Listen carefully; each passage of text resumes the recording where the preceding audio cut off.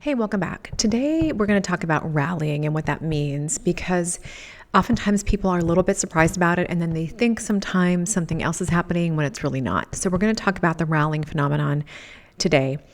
And my name is Abigail. I'm here to normalize these conversations and education about death and dying so we die better at end of life and continue to use death as the valuable tool that it is to continue to bring meaning into our lives until we get there. Let's get into it today. If you're watching this, you probably noticed that I have some volcano of something growing on my face, and that's just the way it is today. So we'll just have to deal with it. Yes, I tried makeup and, it's just going to be there. So we have a little friend, a guest, joining in our little episode today. Let's get into the important topic for today. Rallying. Rallying is this interesting phenomenon of what we call terminal lucidity. So, and this happens in the very, very last stages of life. I'm talking days, hours usually. And what happens is someone who is usually in that state of last hours to days where they are usually unconscious, they're typically bedbound and dependent on somebody else for all of their care. They have a brief period lasting anywhere from minutes to hours, maybe to a full day or like a full afternoon, for example, where they have this period of increased lucidity. And in that period, it almost seems like they have just woken up. They've gained some mental clarity. They may be even able to get up out of bed. They may even be able to have this very cognizant and very clear conversation with you. And the reason why I bring this up is because this is a very beautiful time to really take advantage of. And I want people to be aware of it because if they are at the bedside of a loved one who is dying, first of all, be very aware that this could possibly happen. It does not mean, sometimes people get confused and they think, oh, this person's cured and they're getting better and they're going to be okay.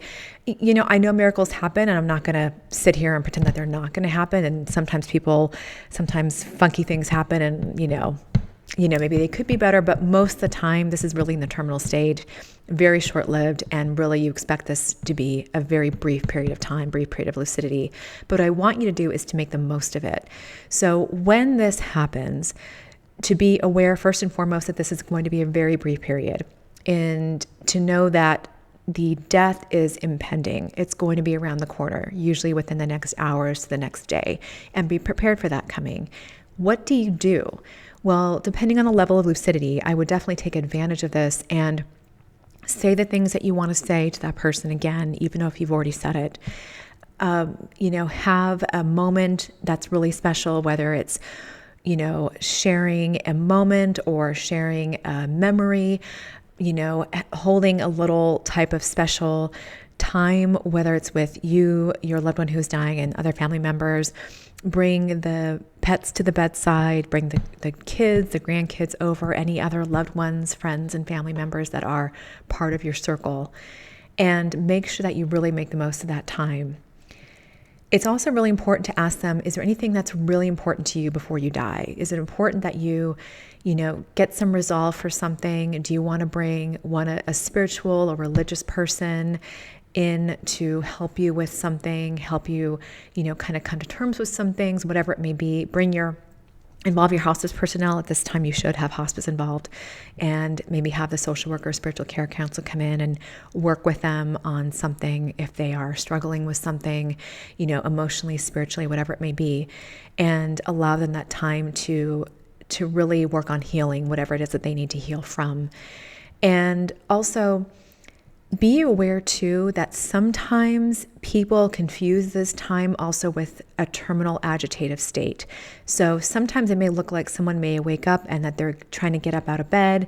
They seem a little clear, but they may also seem a little anxious, maybe a little confused. Sometimes this can also be confused for terminal agitation. And it may be a terminal agitation that may not be kind of blatant agitation where that person's shaking or that person isn't acting overtly agitated, but really important to get your hospice team involved and assess for that if needed, because if they are at all anything but really relaxed and really comfortable, they really need to be assessed, and those symptoms need to be addressed quickly because the agitative state can actually increase as time goes on, especially as they go back into that active dying process. So the most important thing is that you are aware that this rally can occur.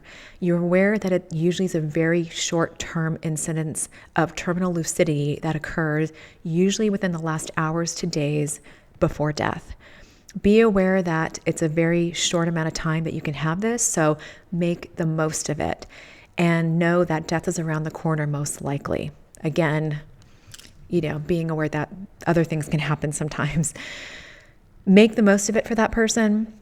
Bring in, your hospice team to ensure that they're the most comfortable as possible, that they not only physically, but mentally, emotionally, spiritually, they are achieving what they are hoping to achieve at this time of life.